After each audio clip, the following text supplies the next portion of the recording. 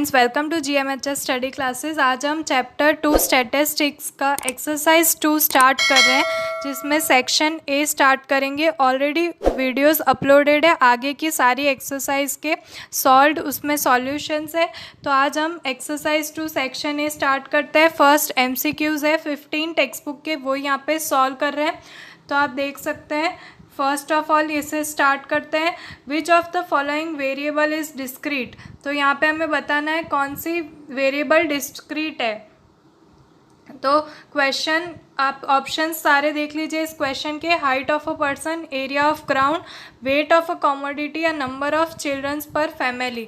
तो इसका आंसर होगा डी, नंबर ऑफ चिल्ड्रंस पर फैमिली, बिकॉज यहाँ पे बाकी सारे आप देख सकते हैं यूनिट्स दी गई है। Height of a person, area of ground, weight of commodity, तो यहाँ पे डिस्क्रीट यही है। तो इसे टिक कर देते हैं, यही आंसर है डी। नेक्स्ट है विच of the following variable is continuous. ऐसा कौन सा वेरिएबल गिवन है जो कंटिन्यूअस है। नंबर ऑफ एरर पर पेज ऑफ बुक्स, तो ये कंटिन्यूअस नहीं है। Number of car produced, number of accidents on road, ये कंटिन्यूअस नहीं है। कंटिन्यूअस है D, monthly income of a person. जो कंटिन्यूअस वेरिएबल है वो यहाँ पे बताना है, तो डी इसका सही आंसर है। उसके बाद थर्ड नंबर का MCQ, name the method of classification of raw data related to daily demand of product. यहाँ पे मेथड ऑफ क्लासिफिकेशन बतानी है जिससे रॉ डेटा रिलेटेड हो डेली डिमांड्स ऑफ प्रोडक्ट के लिए। तो सारे ऑप्शंस रीड कर लेते हैं। Classification of attribute data, classification of numeric data, raw distribution, और डी में दिया गया है मैनीफोल्ड क्लासिफिकेशन। तो यहाँ पे ये एट्रीब्यूट डेटा भी नहीं आएगा, रॉ डिस्ट्रीब्यूशन भी नहीं आएगा। इसका करेक्ट आंसर है B, classification of numeric data, जो डेली डिमांड्स ऑफ प्रोडक्ट के लिए रॉ डेटा को दिखाने में इजी रहता है। ये मेथड है जो क्लासिफिकेशन ऑफ न्यूमेरिक डेटा, तो option B. Question number 4, name the types of classification of data related to occupation and education of person living in certain region. तो कौन सी मेथड हमें क्लासिफिकेशन ऑफ डेटा में काम आएगी जो ऑक्यूपेशन और एजुकेशन ऑफ पर्सन जो कोई रीजन में रह रहा है उसके लिए। तो सारे देख लेते हैं। टेबुलेशन दिया गया है, क्लासिफिकेशन ऑफ न्यूमेरिक डेटा है, रॉ डिस्ट्रीब्यूशन है, डिस्क्रीट फ्रीक्वेंसी डिस्ट्रीब्यूशन पर, ऑक्यूपेशन, एजुकेशन और person living in certain region, सब चीज़ हमें दिखानी है। तो वो टेबुलेशन फॉर्म में ही पॉसिबल है। तो इसका आंसर है ए, टेबुलेशन फॉर्म। फिर फिफ्थ में दिया गया है in continuous frequency distribution what is the class length of a class. यहाँ पे बताना है कि डिस्ट्रीब्यूशन हो तो उसमें क्लास लेंथ कौन सी हो सकती है। सारे ऑप्शंस रीड कर लीजिए। Average of 2 successive lower boundary points, average of class limit, difference between upper boundary point and lower boundary point of that class, average of upper boundary point and lower boundary point of that class. तो इसका C answer जो है वो correct है, difference between upper boundary point and lower boundary point of that class. तो यही correct है जहाँ पे हम क्लास लेंथ फाइंड कर सकते हैं एक फ्रीक्वेंसी डिस्ट्रीब्यूशन की। सो फ्रेंड्स, नेक्स्ट 6 नंबर का क्वेश्चन रीड करते हैं। Range of an ungroup data is 55। R जो दिया गया है वो 55 है and it is divided into 6 classes. 6 classes में हमें उसे डिवाइड करना है। नंबर ऑफ क्लासेस जो होती है वो हमें दी गई है k = 6। Then what is the class length. Class length की फॉर्मूला है c = r divided by k, range divided by classes, number of classes. तो 55 को 6 से डिवाइड कर देना है, हमारा आंसर आता है पॉइंट में आएगा 9.16, मतलब 9.17 भी यहाँ पे दिया गया है जो आंसर है। पर हमें क्लास लेंथ जो डिसाइड करनी होती है वो ओवरऑल राउंड फिगर की करनी होती है। तो हमें यहाँ पे आंसर जो है वो 10 ले लेना है। इसका करेक्ट आंसर है 10 आएगा, क्योंकि क्लास लेंथ पॉइंट में नहीं आनी चाहिए यहाँ पे, वो भी अनग्रुप डेटा है, इसलिए 9.17 नहीं गिनी जाएगी। 7th है inclusive classes for a distribution are. यहाँ पे 3 क्लासेस दी गई है जो इंक्लूसिव क्लास के डिस्ट्रीब्यूशन है। What are the exclusive class limits for the second class. तो यहाँ पे देखिए जो सेकेंड क्लास दी गई है उसका हमें एक्सक्लूसिव क्लास फाइंड करना है। तो ये ऑप्शंस दिए गए हैं, इसमें से इसका एक्सक्लूसिव क्लास जो है वो ये होगा। आप देख सकते हैं नेक्स्ट भी जो है वो 30 डायरेक्ट आ गया, तो 29.75 और 20 जो यहाँ पे लोअर लिमिट दी गई है उसके लिए 19.75 परफेक्ट है। तो ऑप्शन बी करेक्ट आंसर है इस MCQ का। नेक्स्ट है 8th, a discrete variable has values 0, 1, 2, 3, 4 with respective frequency 2, 4, 6, 8, 14. What is the value of more than type cumulative frequency when the value of variable is 2। तो यहाँ पे cumulative frequency बतानी है जब वैल्यू 2 है उसकी, और ऑप्शंस दिए गए हैं यहाँ पे 28, 12, 34 और 6। तो इसमें से इसका करेक्ट आंसर होगा 28। आपको क्यूमुलेटिव फ्रीक्वेंसी फाइंड करना आता है मोर देन टाइप के लिए, आप प्लीज़ थोड़ा सा रफ वर्क अपने आप ट्राई कीजिए। करेक्ट आंसर मैं आपको बता देती हूँ 28 है, पर इसे ट्राई करके देखिएगा एक बार। 9th नंबर देखते हैं, a continuous distribution has classes 0 to 9, 10 to 19, 20 to 29, 30 to 39 with respective frequencies 10, 20, 40, 10. What is less than type cumulative frequency for boundary points 29.5। यहाँ पे भी cumulative frequency less than type की बतानी है, आप इसे रफ वर्क में सॉल्व करके देखिए।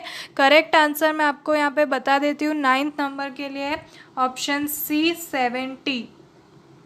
अगर अभी भी कोई क्वेरी रह रही हो, आप अपने आप से सॉल्व नहीं कर पा रहे तो आप कमेंट करके बताइए, मैं उसका सॉल्यूशन आपको ज़रूर दूंगी। नेक्स्ट देखते हैं यहाँ पे, नेक्स्ट आगे के 10 to 15 क्वेश्चंस जो है वो भी देख लेते हैं। 10 नंबर का क्वेश्चन रीड कीजिए। For a continuous variable, classes are 1 to 1.95, 2 to 2.95, 3 to 3.95, 4 to 4.95, 5 to 5.95. Then what is lower boundary point of the second class? Second class जो है 2 से लेके 2.95 तक, उसके लिए हमें लोअर बाउंड्री पॉइंट डिसाइड करना है। तो इसका आंसर होगा, यहाँ पे सारे ऑप्शंस दे दिए गए आपको, उसमें से इसका आंसर है 10th में D is the correct answer. 1.975 उसकी लोअर बाउंड्री पॉइंट का होगा। Next question number 11, which of the following statement is और आर ट्रू। यहाँ पे 4 स्टेटमेंट्स दे दिए, 3 स्टेटमेंट्स आपको दे दिए गए हैं, रीड कर लेते हैं। Statement 1, a method of representing the large and complex data into simple and attractive manner is called diagram. Statement 2, self-explanatory representation of main characteristics of the data is called diagram. Statement 3, representation of comparative study of data is called diagram. उसके लिए 4 options भी दिए गए हैं। Only statement 1 is true, only statement 1 and 2 are true, statement 1, 2 and 3 are true, all 3 statements are false। तो इसमें आपको क्या लग रहा है? ऑप्शन सी जो है वो करेक्ट आंसर है। ये तीनों ही स्टेटमेंट सही है, यहाँ पे जो भी तीनों स्टेटमेंट दिए गए हैं वो करेक्ट है, इसलिए statement 1, 2 and 3 are true is the correct answer. 12th number का MCQ सॉल्व करते हैं। The class interval for a continuous variable are 0 to 99, 100 to 199, 200 to 299, 300 to 399, 400 to 499। What is the mid value of the second class. Second class जो है 100 to 199, इसका mid value हमें decide करना है। Mid value की formula आप पता ही होगा, lower limit plus upper limit plus lower limit divided by 2। तो डिवाइड करके देख लीजिए, 12th का answer 149.5, A option correct answer आएगा। 13 नंबर का क्वेश्चन देख लेते हैं। What do we call a table that shows designation, gender and marital status of people of a company. तो मैंने आपको सिखाया था कि कैसे उसे हम जिस डेटा को टेबल में फॉर्म करते हैं, टेबल क्रिएट करते हैं, उसमें शो करते हैं, ये 3-4 चीज़ एक ही टेबल में, जेंडर, मैरिटल स्टेटस, डेजिग्नेशन, उसे क्या कहते हैं, manifold classification. Option number C जो है करेक्ट आंसर है, मैनीफोल्ड क्लासिफिकेशन, जिसमें डेजिग्नेशन, जेंडर, मैरिटल स्टेटस सब शो करते हैं एम्प्लॉयज़ का, वो इसमें करेक्ट है, मैनीफोल्ड क्लासिफिकेशन आंसर। नेक्स्ट है 14 नंबर और 15 नंबर जो लास्ट रह गए हमारे, वो सॉल्व कर लेते हैं। 14 में which of the following diagrams is use to represent sub data of classified information. Again classified information का सब डेटा रिप्रेजेंट करने के लिए हम यहाँ पे 4 डायग्राम्स के नाम दिए गए हैं, उसमें से कौन सा यूज़ करते हैं। तो सब डेटा के लिए हम डिवाइडेड बार डायग्राम यूज़ करते हैं। ये आप याद रखना, सब डेटा को क्लासीफाई करने के लिए डिवाइडेड बार डायग्राम मेथड जो है डायग्राम की वो यूज़ करते हैं। B option, divided bar diagram. Now 15th last one, which of the following diagram is used for comparing the sub data of classified data। अब उसमें कंपेयर करना है, सब डेटा को रिप्रेजेंट किया गया है उसको कंपेयर करना है। तो कंपेयर करने के लिए हम पाई चार्ट यूज़ करते हैं, तो इसका आंसर है करेक्ट पाई चार्ट। तो ये हो गए सॉल्व हमारे सारे MCQs। सारे MCQs का सॉल्यूशन आप देख सकते हैं हमने यहाँ पे कर दिया है एक्सप्लेनेशन के साथ। अब सेक्शन सी स्टार्ट करते हैं। सेक्शन बी फ्रेंड्स सारा थियोरिटिकल पार्ट है जो ऑलरेडी एक्सप्लेन कर दिया। अगर उसमें भी अभी आपको कोई कन्फ्यूजन, कोई क्वेरीज रह गई तो आप कमेंट करके बता सकते हैं, पर मैं डायरेक्टली सेक्शन सी में भी जो सम्स दिए गए हैं वहाँ से स्टार्ट कर रही हूँ, क्वेश्चन नंबर 7 से। तो ये आज हम सॉल्व करने वाले हैं। 7th नंबर का सॉल्व कराऊंगी मैं सेक्शन सी में से, 9th नंबर का, 11th नंबर का और 10th नंबर का। और 10th नंबर का भी इसमें दिया नहीं गया पर मैंने सॉल्यूशन उसका दिया है आगे। और 11th के बाद 16th नंबर का भी मैंने लास्ट यहाँ पे सॉल्व कराया है। तो मैं पहले इसी में 16 सॉल्व करा देती हूँ, फिर हमें बोर्ड पे सॉल्व करने पड़ेंगे सारे। तो आगे का वीडियो आप स्किप मत कीजिएगा, पूरा वीडियो देखिए। सारे मैंने बोर्ड पे आपको सॉल्व राइटिंग करके दिखाएँ। तो यहाँ पे पहले 16 देख लेते हैं क्योंकि ये बार डायग्राम फिगर मुझे इसी में शो करनी पड़ेगी। Represent the following data through a bar diagram. 2 अलग अलग बार डायग्राम्स हमें दिए हैं, उसे हमें फॉलोइंग डेटा में सॉल्व करना है। फर्स्ट है ईयर और प्रोडक्शन इन करोड्स, जो आप देख सकते हैं ये फर्स्ट। पहले इसका एक बार डायग्राम क्रिएट करना देख लेते हैं। यहाँ पे ईयर गिवन है 2011, 12, 13, 14, 15 और प्रोडक्शन इन करोड़ रुपीज़। इसके लिए हमें सिंपली बोला गया है बार डायग्राम क्रिएट करना है। तो यहाँ पे आप देख सकते हैं ये जो फर्स्ट है, ये फर्स्ट का सॉल्यूशन है, simple bar diagram showing the production for different years. यहाँ पे प्रोडक्शन दिखाना है, नीचे हम ईयर्स लेंगे, यहाँ पे हमें स्केल डिसाइड करनी है। एक्स एक्सिस पे ईयर्स लिख दिए गए, वाई एक्सिस पे 1 centimetre is equal to 2 crore लिए। आप देख सकते हैं यहाँ पे ये जो डेटा है इसे हमने 2 का स्केल लिया है, 2, 4, 6, 8, 10, 12 प्रोडक्शन इन करोड़ रुपीज़ लिख दिया है। और बार डायग्राम्स कैसे क्रिएट करने हैं पॉइंट में वो भी आपको यहाँ पे दिखा देते हैं। फर्स्ट है 2011 में 3.5, तो हमें देख लेना है यहाँ पे 3.5, तो ये आया है 2 और 4 के बीच में हमें यहाँ पे दिखा देना है 3.5 का मेजरमेंट और एक बार कंस्ट्रक्ट कर देना है। 2012 में 4.2, तो 4.2 के लिए 4 से 1 लाइन से थोड़ा सा नीचे सेंटर में हमें क्रिएट करना है, तो वो हो गया 4.2। 2013 में है 5.8, 6 से थोड़ा ही नीचे है, तो पूरा 6 को टच नहीं कर देना है कम्प्लीटली। आप यहाँ पे देख सकते हैं 6.8 भी यहाँ पे हो गया है। अगेन नेक्स्ट है 2014 में 7.4, तो 8 में 1 लाइन जो है उसमें थोड़ा सा यहाँ पे आपको कवर नहीं करना है फ्रेंड्स। ये 5 बॉक्स है, इसमें 5 कंपार्टमेंट वाला ग्राफ है, पर आपको 10 कंपार्टमेंट वाला अगर स्कूल में मंगवा रहे 10 कंपार्टमेंट का ग्राफ जो 10 लाइंस का होता है उसमें ये इजी रहेगा सॉल्व करना। पर यहाँ पे जो दिखाया गया मैं उसी से आपको एक्सप्लेन कर रही हूँ। 2015 लास्ट जो है उसके लिए 10.2 दिया गया है, तो हमने 10 में फर्स्ट जो है वो यहाँ पे क्योंकि ओनली 5 है इसलिए हमें ऐसे एडजस्ट करना पड़ा है।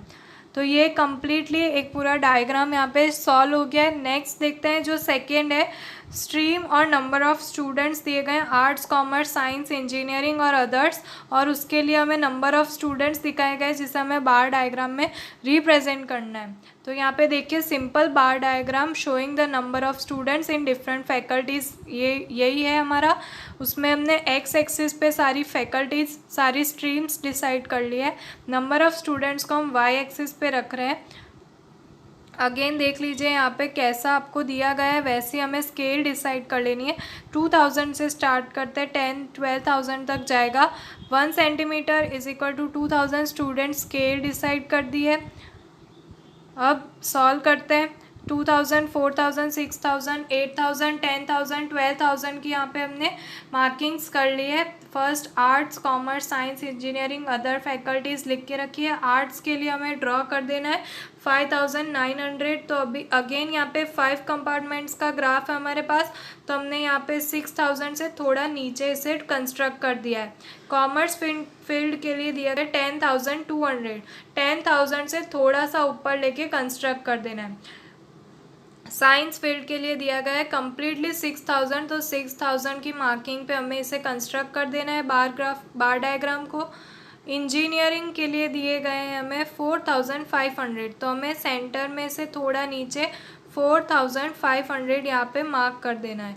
अदर फैकल्टीज़ जो है वो 8000 के, तो कंप्लीट 8000 का हमने कर दिया है। अब जो मैंने आपको फर्दर ये सारे क्वेश्चंस दिखाए थे 7, 9, 10, 11, ये सारे मैंने 10 इसमें दिखाना रह गया, पर 10 भी मैंने सॉल्व करके आगे दिखाया। तो आप वीडियो को पूरा देखिए कंप्लीट, मैंने सारे सम्स इसमें सॉल्व कराए। 16 यहाँ पे ही सॉल्व हो गया है। तो सेक्शन सी इसी वीडियो में सॉल्व करें। डी, ई और एफ सेक्शन के लिए मैंने नेक्स्ट वीडियो यहाँ पे मैंने टेबल बना के रखा है ऑलरेडी, जो हम सॉल्व करने वाले हैं। 7th नंबर का सम क्वेश्चन आपकी स्क्रीन के ऊपर आ गया होगा। एक्सरसाइज 2 का सेक्शन सी 7 नंबर का क्वेश्चन है। हमें जो टेबल दिया गया है उसमें हमें क्लास लेंथ फाइंड करनी है उसकी। फ्रीक्वेंसी डिस्ट्रीब्यूशन में क्लास लेंथ हमें मिडल वैल्यू फाइंड करने को कहा गया है, मिड वैल्यू।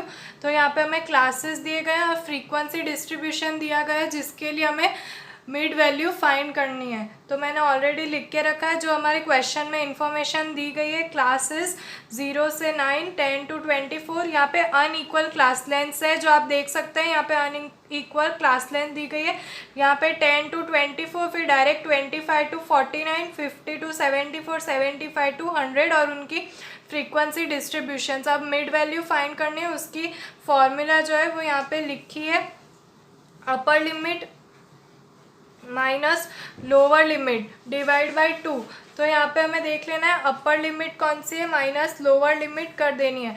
तो यहाँ पे 9 माइनस 0, ये क्लास देखनी है आपको। यहाँ पे 9 माइनस यहाँ पे प्लस आएगा, 9 प्लस 0 ऐड करना है। अपर limit plus lower limit divide by 2, 9 plus 0 divide by 2, तो आंसर आएगा हमारा 4.5। 9 को डिवाइड करना है 2 से। फिर ये वाली क्लास लेंथ देखिए, ये क्लास सेकेंड क्लास, इसमें 24 प्लस 10 डिवाइड बाई 2, तो 34 को 2 से डिवाइड करना है, तो आंसर आएगा 17। नेक्स्ट है 25 to 49, तो first 49 plus 25 divide by 2 is equal to answer आएगा 37।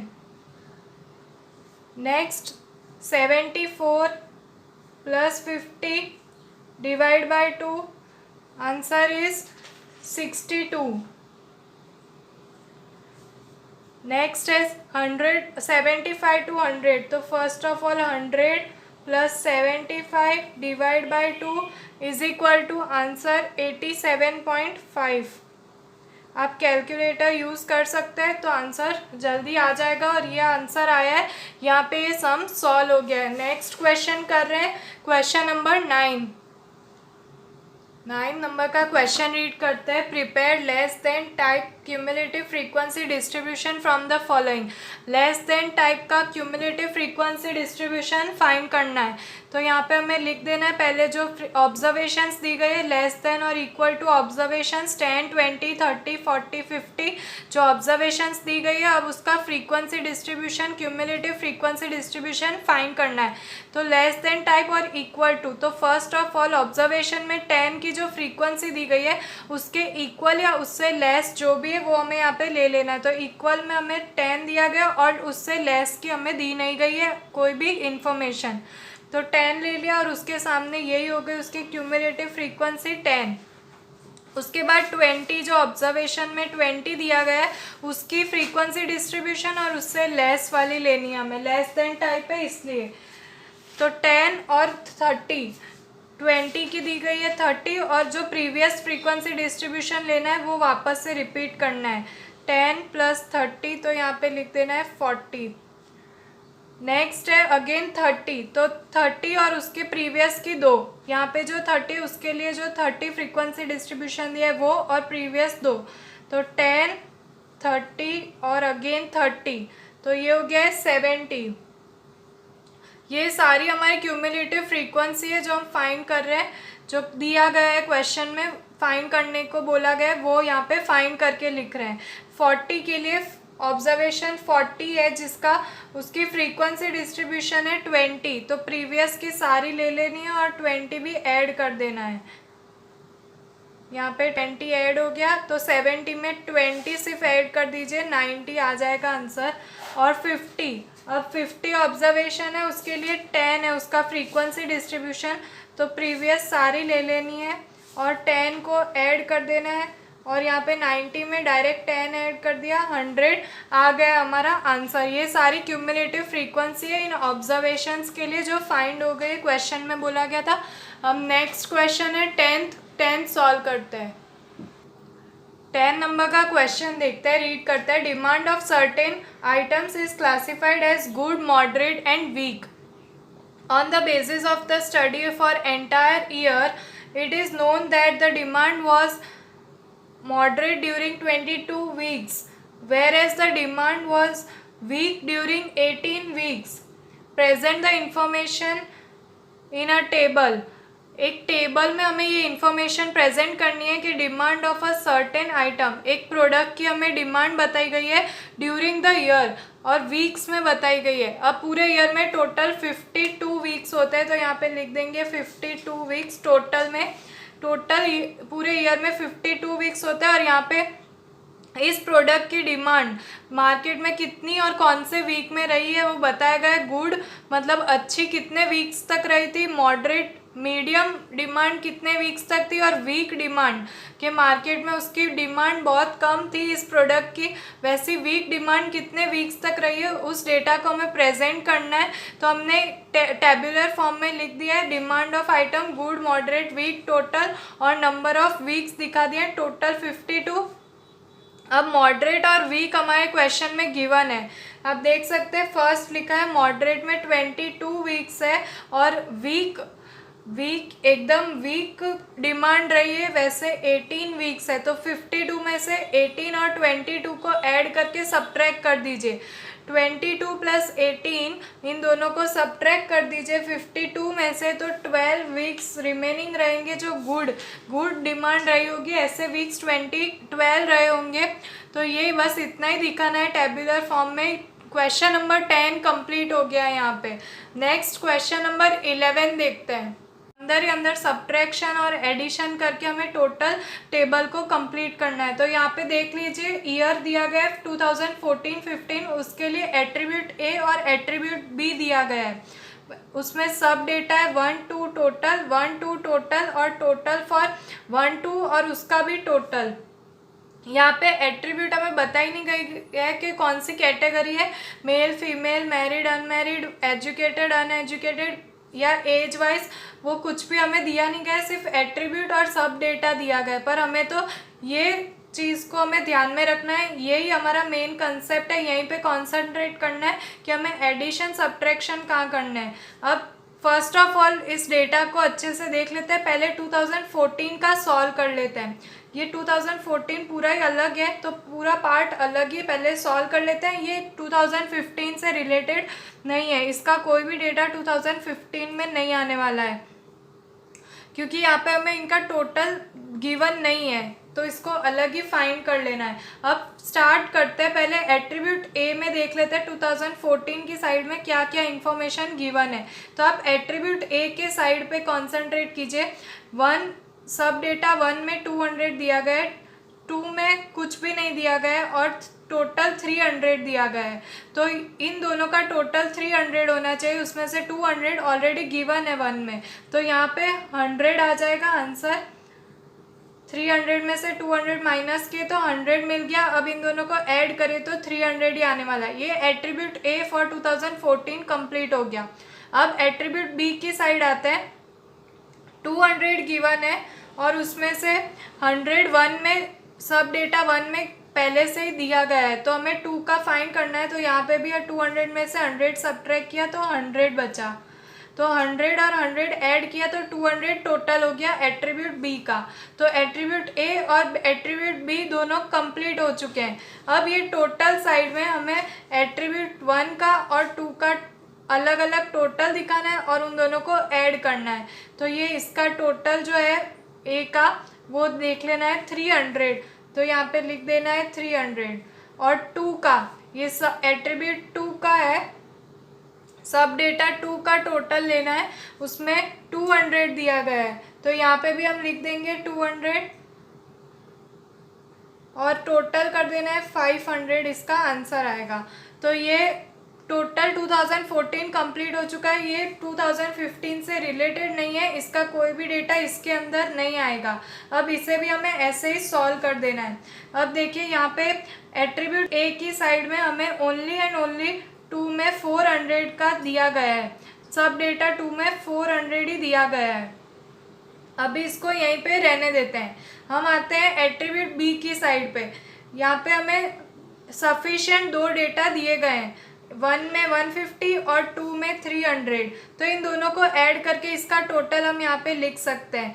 तो 150 300 को ऐड किया तो 450 आंसर मिल गया। अब इसका टोटल 450 दिया गया है हमें। टोटल ऑफ एट्रीब्यूट 1 का 300 दिया गया है। अब यहाँ पे आप देख सकते हैं ये जो 1 है, इसका 1 और उसका 1 दोनों का आएगा 150, तो ये 1 का 150 और इसका 300, टोटल में से इसका 150 माइनस कर दिया तो यहाँ पे भी बचा 150। 1 का टोटल देखना है, यहाँ पे 150 और यहाँ पे 150, दोनों का 1, एट्रीब्यूट ए का 1, एट्रीब्यूट बी का 1, टोटल ऑफ 300 आ गया आंसर। ये हो गया है कंप्लीट। अब 2 का देखते हैं, पर उससे पहले हमें यहाँ पे मिल गया है तो टोटल एट्रीब्यूट ए का हम निकाल सकते हैं। 400 प्लस 150 550 आंसर मिल गया।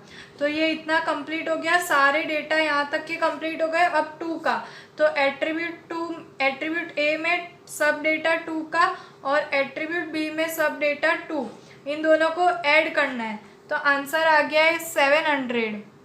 और इन दोनों को ऐड किया तो ये टोटल हमें 1 और 2 का 1000 मिल गया और ये हो गया है सॉल्व।